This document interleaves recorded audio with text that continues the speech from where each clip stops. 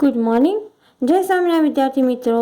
ધોરણ 5 વિષય ગણિતમાં હવે આપણે 13મા ચેપ્ટરના ગુણાકાર ભાગાકારની રીતોમાં વ્યવહારિક દાખલા તરફ આગળ વધીએ. હવે અહીંયા આપ્યું છે કે એક ચોરસ બાગની લંબાઈ 20 મીટર છે.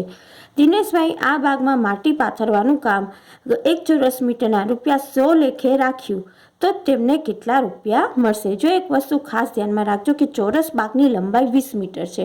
હવે ચોરસ બાગ છે તો જેટલી લંબાઈ હોય એટલી જ પહોળાઈ હોય. અને હવે શું કીધું છે? આ બાગમાં એને માટી પાથરવી છે અને માટી પાથરવાનું કામ 1 ચોરસ મીટરના ₹100 લેખે રાખ્યું. હવે ચોરસ મીટર એકમ તમને ખબર છે વિદ્યાર્થી મિત્રો શેમાં આવે? એ ક્ષેત્રફળમાં આવે. તો આપણે પહેલા ચોરસ બાગનું શું કરવું પડે? ક્ષેત્રફળ શોધવું પડે અને પછી આપણે એની ગણતરી કરાય. તો આમાં લખાય ચોરસ બાગનું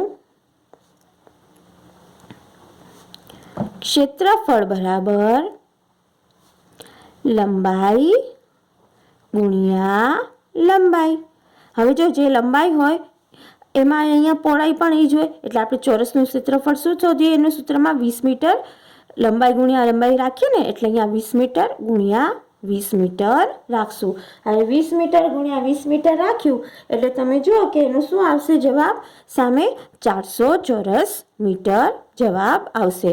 હવે જો અહીંયા કીધું છે 1 ચોરસ મીટરના ₹100 લેખે બરાબર. 1 ચોરસ મીટરના 100 રૂપિયા તો લખવાનું 1 ચોરસ મીટરના 100 રૂપિયા. તો 400 ચોરસ મીટરના કેટલા? તો હવે તમે જો 400 ગુણ્યા 100 છેદમાં 1. હવે આમાં કદાચ તમે ભાગાકાર ન કરો તો તમને ખબર છે કે આપણે આગળ ચૂકી ગયા 4 અને 4 કેમ કે 400 ગુણ્યા 100 છે એટલે મારે 4 અને પછી આ કેટલા મીંડા છે? 4 મીંડા છે તો આ આપણે મૂકી દીધા એટલે 40,000 મળી ગયા. 400 ગુણ્યા 100 એટલે કેટલા થયા? 40,000 થઈ ગયા. એટલે તો આ શું થાય? તો તેમને કેટલા રૂપિયા મળશે? 40,000 રૂપિયા મળશે. શું કર્યું? 20 મીટર બાગની લંબાઈ હતી. લંબચોરસ ચોરસ છે, લંબચોરસ હોય તો પહોળાઈ આવે પણ ચોરસ હોય એટલે લંબાઈ એ જ પહોળાઈ કહેવાય. એટલે લંબાઈ ગુણ્યા લંબાઈ સૂત્ર મૂકી આપણે 20 મીટર ગુણ્યા 20 મીટર કરી 424 જવાબ લઈ આવ્યા. અને પછી 1 ચોરસ મીટર બરાબર 100 રૂપિયા. 400 ચોરસ મીટરના કેટલા? એમ કરીને આપણે જવાબ લઈ આવ્યો. હવે શું છે? એક રાહત સમિતિમાં 108 સભ્યો છે. દરેક સભ્યે ફાળાના 75 રૂપિયા આપ્યા છે. એકઠી થયેલ રકમ 36 ગરીબ વ્યક્તિઓને સરખે ભાગે વહેંચવામાં આવી તો દરેક વ્યક્તિને કેટલી રકમ મળે? હવે જો 108 સભ્ય છે, દરેક સભ્યએ કેટલા આપ્યા? ફાળામાં 75 રૂપિયા આપ્યા. તો લખવાનું એક સભ્ય બરાબર કેટલા રૂપિયા આપ્યા છે? 75 રૂપિયા. તો 108 સભ્યએ કેટલા રૂપિયા આપ્યા? તો આપણે જો કરીએ 108 ગુણ્યા 75 છેદમાં 1.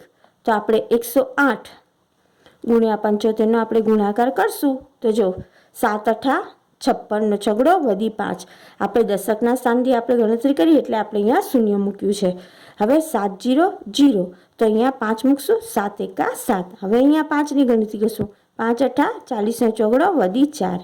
હવે 5 0 0 તો અહીંયા ઉપર 4 મૂક્યા અને 5 1 5 બરાબર. તો હવે તમે જોશો કે જવાબ શું આવે છે?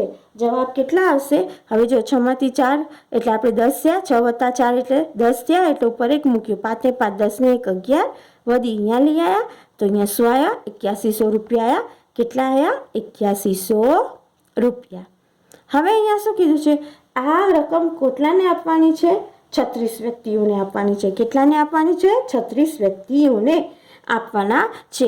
અને તો દરેકના ભાગે કેટલા રૂપિયા આવે? તો લખવાનું 36 વ્યક્તિને કેટલા રૂપિયા મળશે?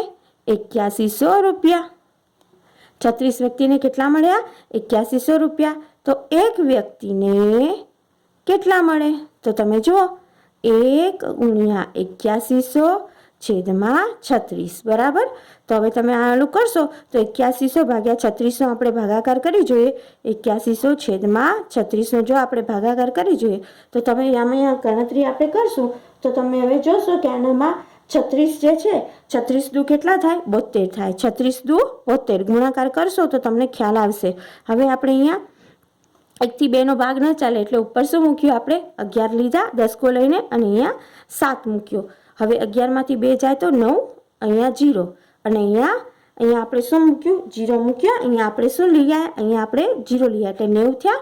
તો હવે 36 દુ પાછા 72 થશે. 36 દુ 72 થશે તો જવાબ શું આવશે? અહીંયા 18 આવશે. હવે આ 0 આપણે ક્યાં ઉતારશું? અહીંયા 0 ઉતાર્યો અહીંયા. અને હવે તમે કરશો ને તો 36 પંચા 180 થશે. કેટલા થશે? 36 પંચા 180 ગુણાકાર કરી જોશો તો જવાબ શું આવ્યો? 225 રૂપિયા આવ્યો. શું આવ્યો? 225 રૂપિયા. તો દરેક વ્યક્તિના ભાગે કેટલી રકમ આવે? દરેક વ્યક્તિને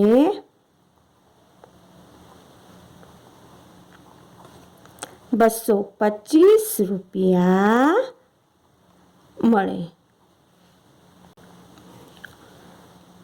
એક સહકારી મંડળીએ 1961 થેલી ખાતર મંગાવ્યું. એક ટેમ્પામાં 37 થેલી ખાતર લાવી શકાતું હોય તો ટેમ્પાએ કેટલા ફેરા કરવા પડે? જો એક વસ્તુ ખાસ ધ્યાનમાં રાખવાની, સહકારી જે મંડળી છે એને ખાતર 1961 થેલી મંગાવ્યું છે.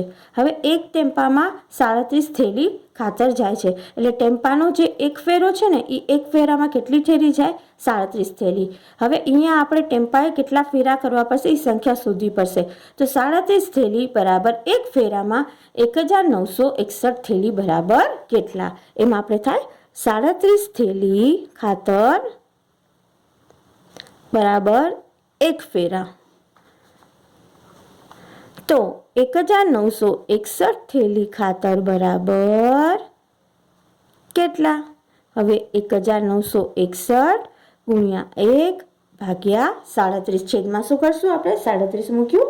છેદમાં આપણે 37 મૂક્યું. હવે આપણે શું કરવાનું છે? આપણે એનામાં હવે 1961 જે છે એના ભાગ્યા 37 કર્યું આપણે તો આપણે ભાગાકાર કરી નાખશું. હવે 37 એકા 37. 37 આપણે જ્યારે ઘડિયા બોલશો ત્યારે એક વસ્તુ ધ્યાનમાં રાખજો. 37 પંચા જે છે 37 પંચા 5 તેરી 5 સીધા 3505 વધી 3 5 તેરી 15 16 17 18. 37 પંચા કેટલા થયા? 185 થયા. તો 37 પંચા 185 થી અહીંયા ભાગ ચલાવશું અને અહીંયા પછી આનું શું કરશું? 196 જોડે 85 ની બાદ બાકી કરશું. તો અહીંયા તમે જોશો 111 આવ્યો. કેટલો આવ્યો? 111 આવ્યો. હવે તમે જોશો કે 37 તરી 111 થાય. તમે ગુણાકાર કરી જશો તો ઓટોમેટિક તમને જવાબ મળી જશે. તો અહીંયા જવાબ શું આવ્યો? 53 આવ્યું. 53 ફેરા. તો કેટલા ફેરા કરવા પડે ટેમ્પાને? 53 ફેરા કરવા પડે. ટેમ્પાએ 53 ફેરા કરવા પડે. બરાબર. ત્યારબાદ અહીંયા આપ્યું છે સુમિત રોજનું 9 ગ્લાસ પાણી પીવે છે તો તે 1 વર્ષમાં કેટલા ગ્લાસ પાણી પીશે? હવે જો અહીંયા આગળ માનું 1 વર્ષ બરાબર 365 દિવસ. બરાબર. તો અહીંયા લખવાનું 1 દિવસના 9 ગ્લાસ તો 365 દિવસના કેટલા? પછી અહીંયા ચોકડી ગુણાકાર થશે આવી રીતે 365 ગુણ્યા 9 છેદમાં 1. તો હવે તમે કરો 365 ગુણ્યા 9 કર્યો 9 પંચા 45 નો પાછરો વધી 4 9 6 નવા 54 થયા 55 56 57 58 નો આટલો વધી 5 9 તરી 27 28 29 30 31 32. તો 3285. જવાબ શું આવ્યો? 3285. હવે આ જે છે 3285 ગ્લાસ આવ્યા. શું આવ્યો? 3285 ગ્લાસ. તો શું લખાય? 1 વર્ષમાં